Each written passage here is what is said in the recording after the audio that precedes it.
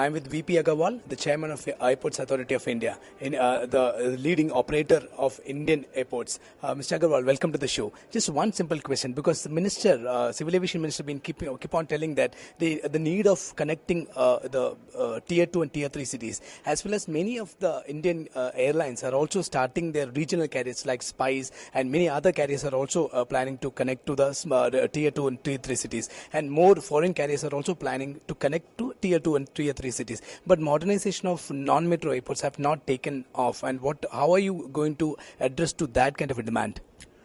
You are, I'll say, not rightly informed on this subject, because non-metro airport, 35 non-metro airport, we have taken up in the last plan itself. Out of those 35 airports, which are mainly capital cities airport, we have completed works at 31 airports, and remaining airports also will be getting completed by June end. Completion means completion and operationalized service will be available. Apart from this, we have taken around 26 more airports. So that also development is going on. Out of that, 10 we have completed. Remaining work is going on. So we are preparing for the smaller cities to have aviation connectivity. So that way we are fully geared up. And now we are looking at airports which are still dormant, which was having absolutely no flight. What all can be done so that we penetrate further deeper in the country. And one more question, like, these airports would be like Boeing compliant, Boeing Airbus compliant, or these, tier 3 airports would be only able to take flights like Bombardier and ATS, small planes? These tier 2 or 3 cities have a typical issue. I mean, how much is what is the traffic which is going to travel?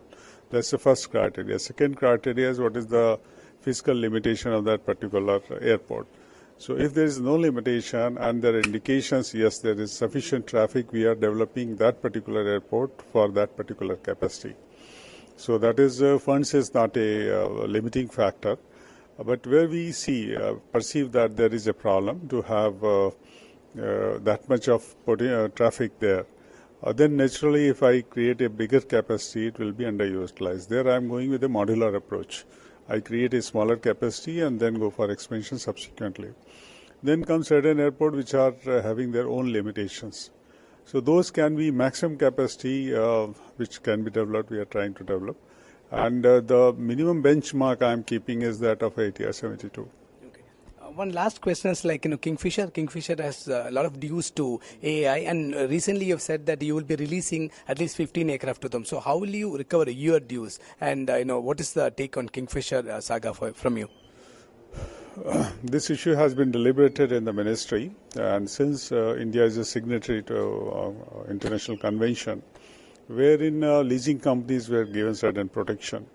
So then we were asked to honor that particular commitment of ours, and because leasing is the model in future through which most of the airline companies will be running. So if we don't honor that, probably that will be killing the bigger potential in aviation sector. So we are, once instruction is received, we'll be honoring that. Now the question comes how to recover my money. This is we are trying to recover through civil suits. Thank you so much. Mr. VP Agrawal is telling us that there are two ways. So one, in the case of they are equipping the smaller airports to enable the connectivity, regional connectivity, which is the larger vision of civil aviation. Also, on the dues of Kingfisher, Mr. Agrawal is telling that he may go for a civil suit.